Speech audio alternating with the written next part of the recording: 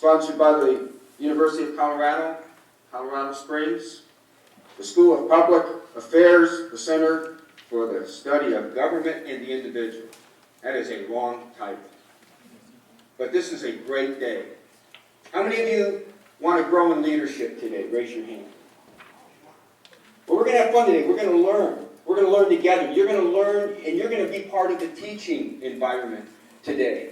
You got some great speakers that have been lined up to share some of their leadership experiences with you.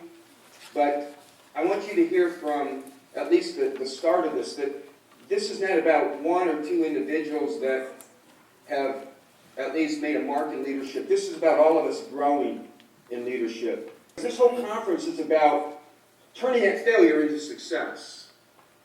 John Maxwell wrote a book a few years ago called Failing Forward, and using stepping stones to success. Using those failures as stepping stones. How many of you enjoy failing? Well, that's good. I hope by the end of the day to change your perception about failure. I hope by the end of the day to change your perception about failure. Because without failure, there's no success. And yet, we're going to learn that we've been conditioned to accept it. So our job today, together, corporately, is to change the perception and the response to failure. If we can do that, corporately and individually, we'll grow as leaders. Now, a lot of people think that you can just be bossy, you can just be intimidating, you can just be in charge, and leadership just happens. Leadership doesn't just happen. Leadership is something that develops. It's interesting when you listen to leaders talk about leadership, they all may use different vernacular, but those principles are the same. And so it doesn't matter today what your profession is, doesn't matter what your level is. Leadership is the ability to influence. It's nothing more than that. So we're going to talk a little bit about that, but I'm going to take this session, and I don't need an introduction because nobody would introduce me.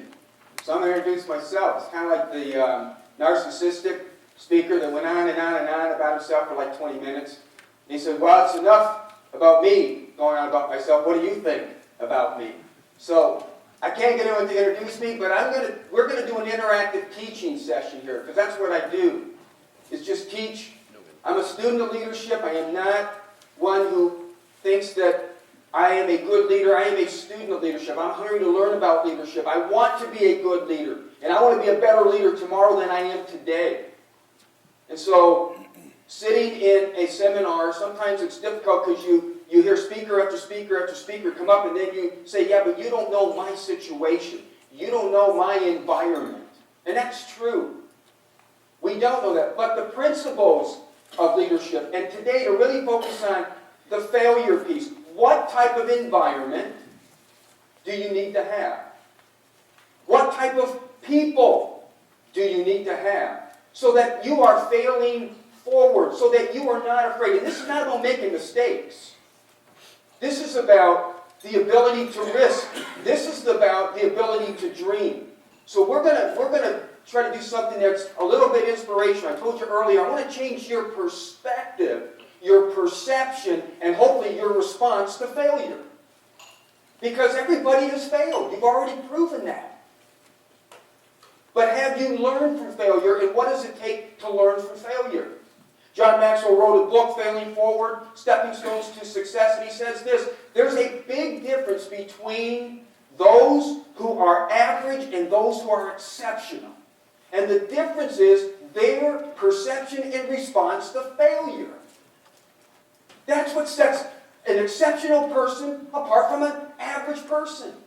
Not the fact that they don't fail, not the fact fact that they have fooled people into thinking they're perfect. It's the fact that they have learned how to respond to failure, how to learn from failure. But the question is, when you work with others, what type of environment do you have to have? What type of teammates do you have to have so that there is a learning environment? So that people are not afraid to step forward if the ballast isn't working and the general walks through. The guy doesn't, who's going to step up and say, hey, that's my responsibility. I'll own it. Because most people won't do that in organizations. You ever hear the term, man, I hope I don't get thrown under the bus in this meeting? That's what most people understand. They can relate to that because they've experienced that. When I was growing up, here was the phrase that was taught over and over in leadership. If the possibility of failure were erased, what would you attempt to achieve? It's the wrong question. That's the wrong question. If the possibility of failure were erased, that's fear-driven. Here's a better question. If your perception and response to failure were changed, what would you achieve? If your perception and response to failure were changed. So, in order to introduce this segment, I want to show you a little video clip of a guy learning how, on a motorbike, how to do a backflip. I want you to watch this and then I want you to react to what it took for him to succeed. What'd you see? Persistence. Persistence. What else did you see? How many times? Over and over and over, right? You didn't quit. You heard the general talk about that, about persistence. You're going to fail more times than you're going to succeed. That's a fact. You will fail more times than you will succeed. So today, I want to take the character side of the leader. I want you to just think about yourself, your role as a leader. I want to talk about the character side. What does it take within you? And then, very briefly, what does it take around you in order to really make success out of failure? In order to really fail forward? Because it's important. Now, we all know that everybody has conflict. There are certain ways to deal with conflict. If you have the highest rank and you have the most authority, you can get people to do certain things. But getting people to do things is not leadership. That's compliance. There's a big difference between leadership and compliance. Your rank, my role as a senior leader, I can get people to do things. I'm not interested in getting people to do things. I'm interested in people doing things because they see a mission, they own the vision, and they know how they contribute. And if you have that kind of alignment, you've got the makings for an environment where people can fail and fail forward. Where people can come to you and say, I not only own that, I know how to solve that. Wouldn't you want to be around? I mean, isn't that what every organization says that they want to create and develop? The answer is yes. That's exactly what everybody wants. So I love what Pericles says. He says, what you leave behind is not what is engraved in stone monuments, but what is woven in the lives of others. Just a different way of what the general said. Here's the bottom line. As a leader, I'm not interested in creating a legend in my own mind. I want to leave a legacy to the people that I work with and serve with. We call that servant leadership. Servant leadership is a heart issue. It's not a head issue. There is a huge difference between leading from your head and leading from your heart. Now, every time I do this and we talk about it and I look in the eyes of some people and when I say heart, they start to back away because it's like, oh Lord, we're going to hold hands and sing Kumbaya and have a moment. And that's not what we're talking about. We're talking about what is developed from character. And here's the bottom line. Ability will get you in the door. Ability will even get you to the top. But character will get you to stay there. There are a lot of people who have crashed and burned, who are very talented people, who have unbelievable ability. But they had a character flaw. They didn't understand relationship matters. There's a difference between power and authority. I believe you work out of authority, not power. When you work out of authority, there is the ability to assume responsibility. There is a level of competence that you have to have. But then you must be relational, because no one person is smarter than all of us. And yet we don't practice that when we get into our organizations or we get into our leadership situations. We say we believe it, but then we have a hard time practicing it. So what was the most poignant line in that clip? Courage. What else? Lead them and they will follow you. Say it louder. Lead them and they will follow you. Lead them and they will follow you. What else? It's great. Respect. Respect. See, the Earl of Bruce had a title. He was given land. He was the supposedly next in line to lead Scotland. People don't follow titles. They follow courage. People don't follow titles. They follow leaders. People don't follow titles. They follow people who are relational.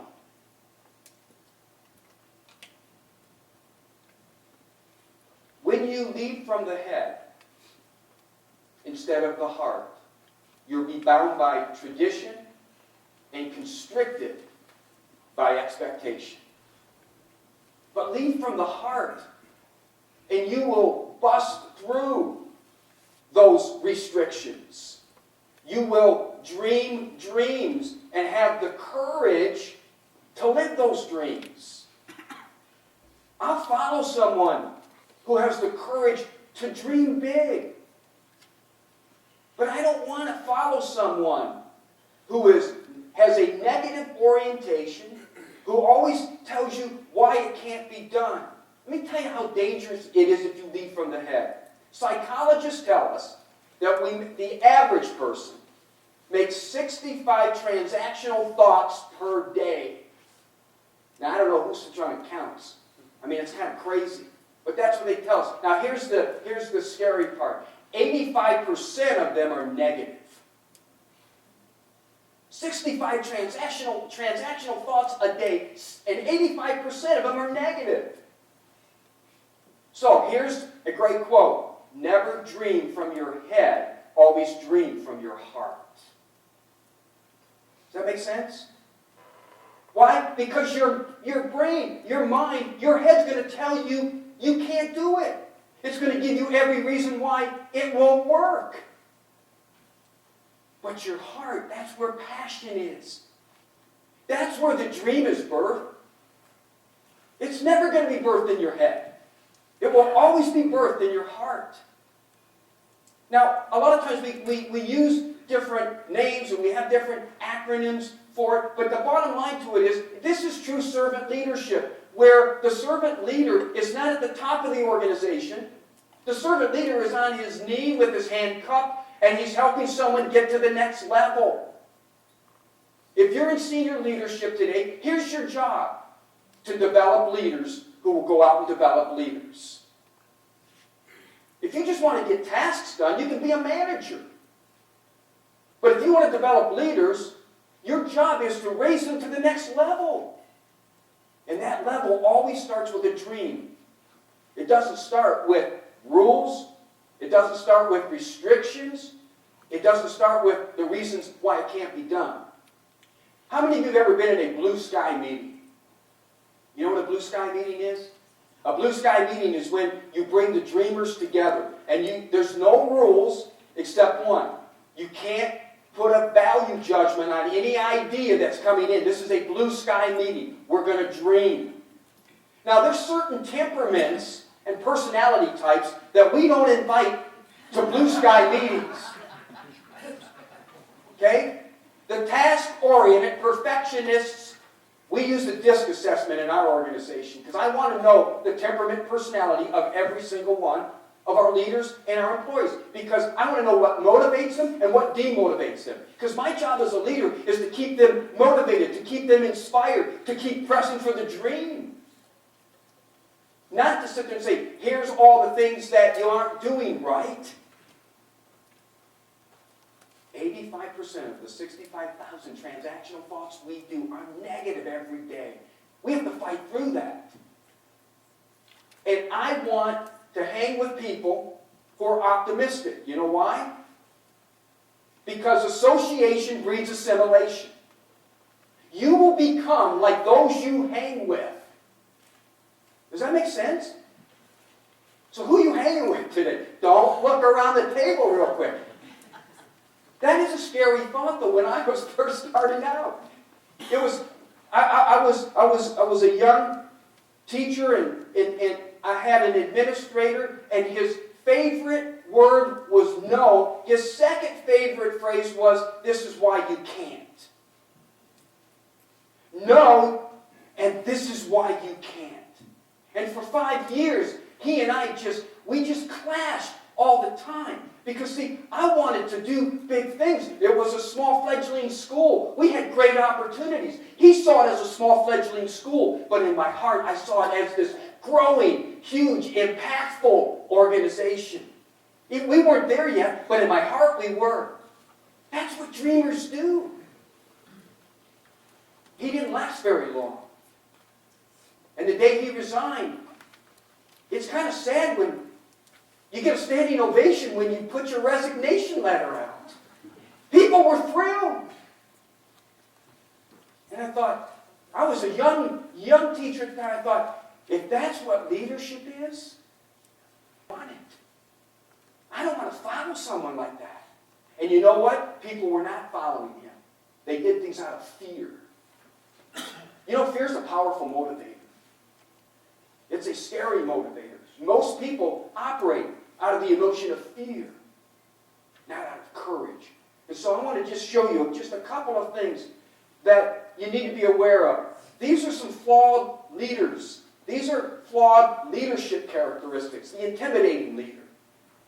The intimidating leader has a lot of toxicity to them, and you're going to hear about toxicity and a toxic leader later today from Dr. Reed. But I just want you to hear a little bit, or this morning, about what brings the intimidation. Because this is a character flaw. And if you're serving under someone like this, I will tell you that you are operating out of the emotion of fear, not out of a dream. How many of you know someone who is really hard to get along with? How many of you are sitting by that person right now? The first is a relational question. The second's an IQ question, okay? You got to stay with me here.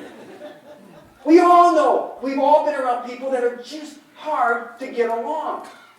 Well, intimidating leaders are some of the hardest leaders to get along with.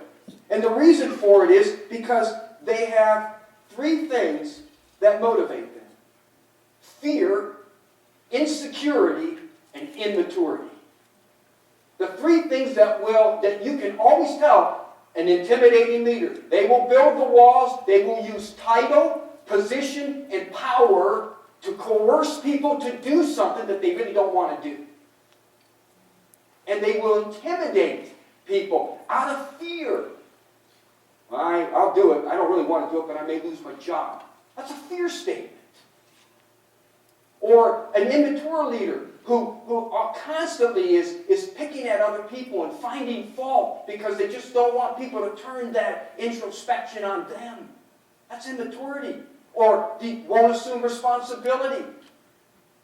Well, it's not my problem. It's not my department. I wasn't there when they made that decision. Mature leaders understand that even though you don't control everything in your organization, you still are responsible for what happens in your organization.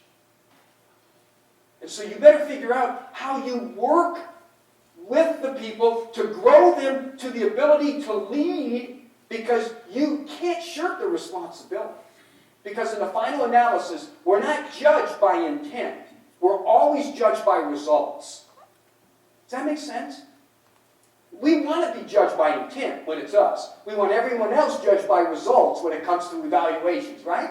That's human nature. The other leader that you got to be careful of is the reluctant leader. The reluctant leader has three things that kind of will be telltale signs. They either are driven by the expectations of others, or by the fear of rejection, or by the avoidance of conflict. The expectation of others, the fear of rejection, the avoidance of conflict. The expectation of others, that's a perception orientation. If you are pushed by the expectations of other people, you're going to be shoved all over the map. Leaders sometimes have to understand when to be anchored and when to be flexible. Leaders have to understand when to be anchored, when to be flexible. But being pushed by the expectations of others will create not only a failure in leadership, it's going to create great frustration in those you serve with. Because those expectations are never met, or they're unrealistic. Does that make sense? The fear of rejection, that's an emotional orientation. You know, I want everybody to like me. I don't want anybody to get upset with me. I want everything to go well. Well, we don't live in a perfect world. That's why you're the leader. People look to you and watch how you respond, and they get their cue.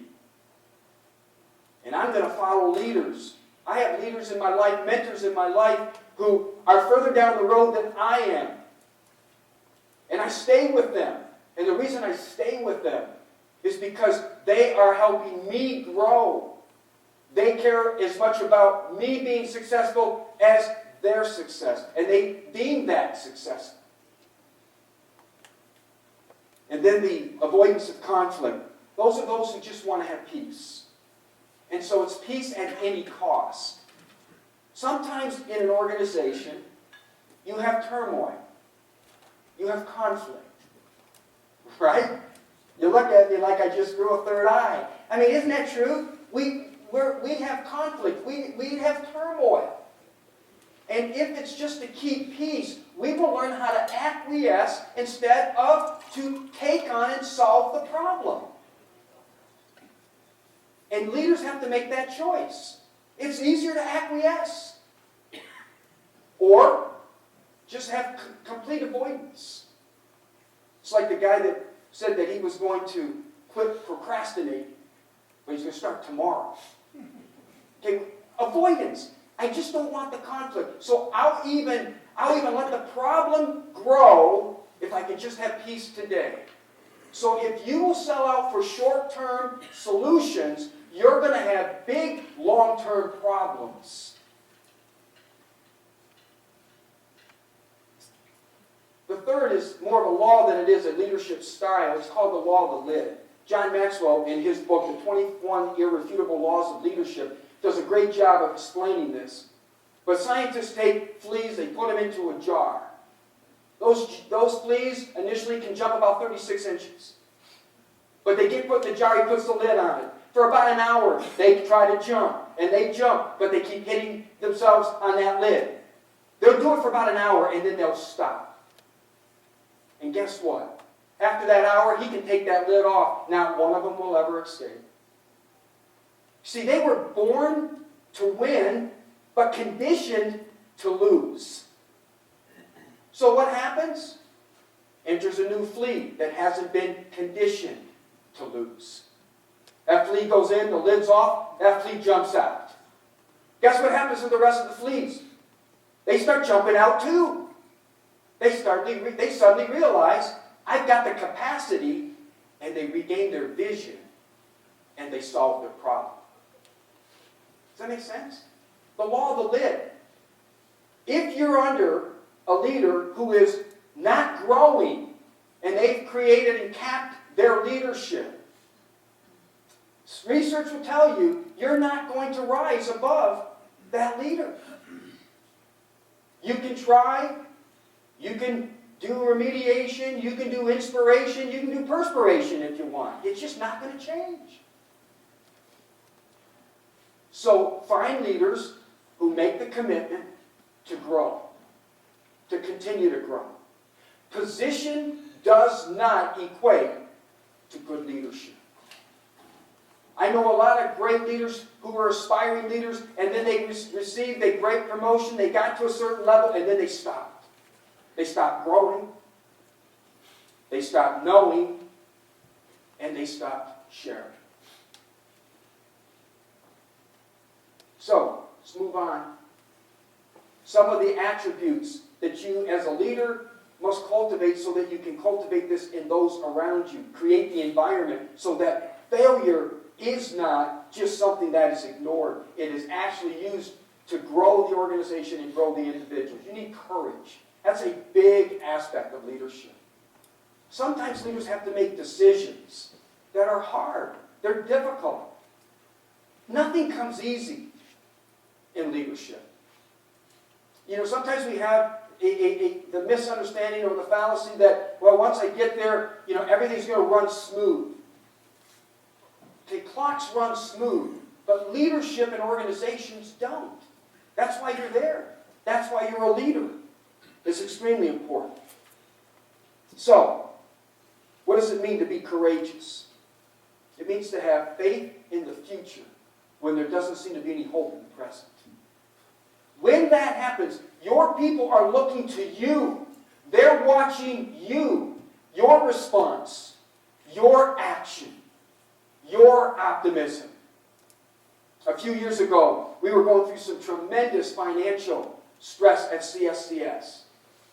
2008, the bank that we had our banknote with went out of business. I mean, it was here one day, gone the next day. And we lost control of our note. Through a series of bank acquisitions, it ended up with a very large bank, corporate bank, nationwide. And they decided at that point that they were going to classify our loan as a technical default because they had classified it in special assets, and they wanted to basically close that account down. That was not good news for us. Now, we're a private school. In a private school, you have a reputation, and you also have a high confidence level you need to have year after year that you're going to be there. Because if someone puts their kid in a kindergarten, they want to be able to graduate in 12th grade. And so, faculty come every day. I wonder if we're going to have a job next year. And part of my job for those 3 years, while we were restructuring debt, selling property, liquidating assets so that we could turn that around. Today it's growing and it's solid and we got a great banking relationship. But during those years, people looked to me. I didn't lose my optimism for the dream. Even though those were difficult years. Had we lost 20% or 25% of our constituency, that school would have closed. So every day, I made it a point to be sure people understood I'm not going anywhere. One of the questions I got all through that year, well, are you going to stay? Or are you going to leave? What do you think would have happened if I said, hey, I'm out of here. My resume's fixed, man, I'm going. No, I said, I'm staying. Why? Because I'm committed. I believe in this dream. I want to see it through. There are better days ahead. And then 3 years after that, I had to make a courageous decision to cut tuition $1,000 across the board, K to 8, for every single family. I had people on my team that said, you're crazy. What are you doing during this time cutting tuition? I said, here's the theory. If we lower tuition, make it more affordable and more accessible, we can get more kids in at a lower rate than keeping it high and keep raising it and having fewer kids at a higher rate. But it took 3 years for them to see the fruit of that decision. And during those 3 years, I had to continue to sell that dream that it's going to be a better day. You have to have faith in the future when there's no hope in the present. People will follow that. Not just some kind of pie in the sky, hey, don't worry. It's got to be result-oriented. And so there were little wins along the way that we were able to celebrate and that kept people together. And today the school's growing and it's had some record enrollments over the last several years. The next thing is trust. You heard the general talk about this. This is the cornerstone to servant leadership, is the trust and the trust factor. If there's no trust, there is no leadership. When you're a leader, if you would think of it this way, you have change that you're given, and you put it into your pocket as the leader. We call that our trust pocket. And every time that something happens on the character side of leadership or on the competence side of leadership, you lose some of that change. The goal as a leader is not to be losing that change, but to hang on to that change, because that's your credibility. And that's measured by both the character, the person that you are, and the competence, the leader and skill that you demonstrate. And people won't follow someone who has just one or the other. You need both. And I come from the faith community and from that orientation, and I will tell you that they make a lot of mistakes when they look for leaders because they focus on the character issue, which is important, but they forget the competence issue. You need both. If you're not competent, you're not going to stay in that role. People are not going to follow you. Maxwell says, if you think you're leading and no one's following, guess what? You're just taking a long, lonely walk. But a lot of leaders say, hey, I'm out there, I'm out front. But nobody's behind them. No one's following them. So competence is part of building that trust. In 2002, there was an article that came out by Time Magazine called The Summer of Distrust. And in it, the poster, George Barna, said, I'm just curious what the trust factor is for some of the leaders in different professions. And this is 2002. I would suggest that it probably hasn't gotten much better in 2016. Executives of large corporations, 3% trust. News media, 5% trust. That might be relatively high today, I don't know, but the campaign's going on. Small business owners, 8% trust. This one really blew me away. Ministers, a profession that is built on nothing but trust, 8% trust. And then teachers, 14%. And they topped it out. They were at the highest. 14%. You see, if you don't have trust, you don't have anything. So competence and character, when they're measured together, will create an environment, not only for failing forward, but for change to happen. And as leaders, one of the biggest things that we try to do is be change agents. And you have to lead and navigate through change, because change is not something that everybody just embraces as second nature. Change is hard. Sometimes change is scary. And sometimes change is difficult. This is probably the one that is least talked about, but for great leadership, it takes innovation.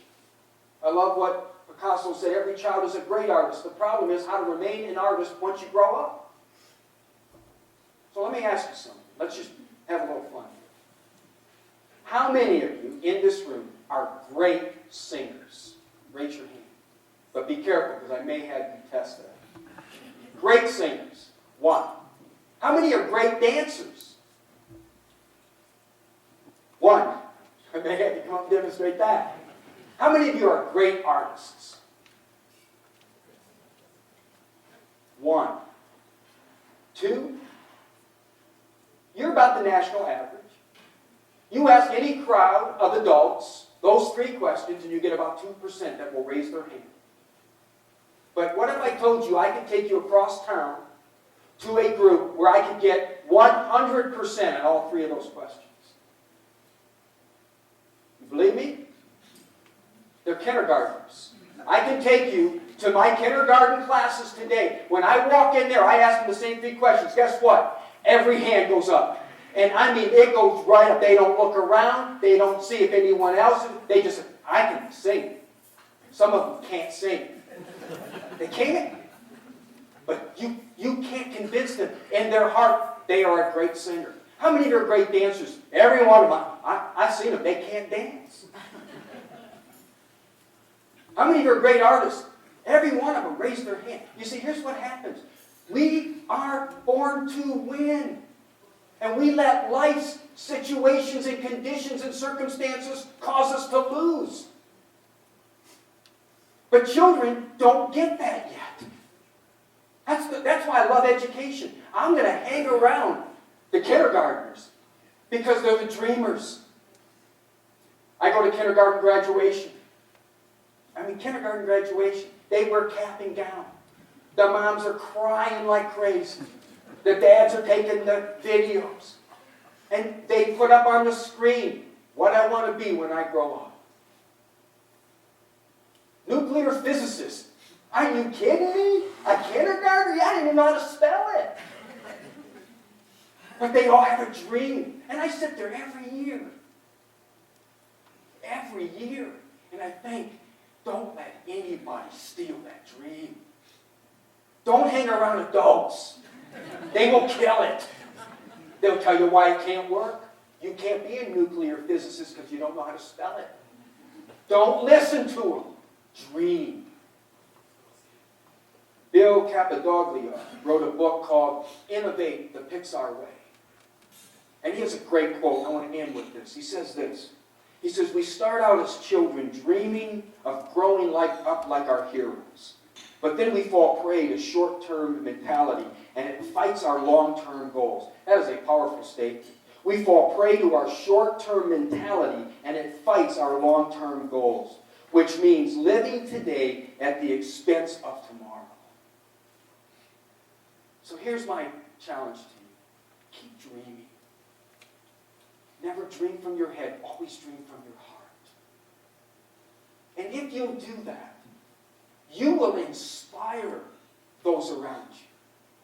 Because when they see it, and they see you do it, they're willing to follow. But leaders have to go first. That's why they call you leaders. When I come back this afternoon, when we do our wrap-up, we're going to do a facilitation at noon, right before lunch. And I want to just kind of put a capsule on that whole idea for you as far as what that character looks like. And if you have questions, just hang on to those questions because we're going to have a chance to be able to do that and do that in some roundtable discussion as well. But the only thing I want to tell you is that no matter what anybody tells you today, the fact that you're here signals that you're hungry to keep learning. If you'll vow to do this, be better tomorrow than you are today. If you'll just take one idea that you've heard here today, just one through the course of the day, if you take that one idea, and if you will work on it an hour a day for 5 years, you can become an expert. Just take one idea. Maybe it's courage. Maybe it's innovation. You see, a lot of great companies started out great, and then they died and went to irrelevancy because they failed to innovate. Just because you're successful today, you got to keep innovating because the circumstances, the situation, and culture keeps changing and moving. And leaders have to read that, react to that, and then do something about that. So I hope that helps you. I hope you'll keep pushing forward to be great leaders because we need them. This is a great city, and we have great leadership here. From universities to law enforcement, to the fire department, to medicine, to military, we are blessed in this city. The last thing I tell you is find a mentor. Find someone who's further down the road than you are. And say, hey, would you allow me to buy you lunch and I've got some questions on leadership, and I'd just like to spend some time with you. Find someone that can mentor you, and then find someone you can mentor. That'll keep you growing in leadership every day. Thank you. God bless you. And we're going to take a break.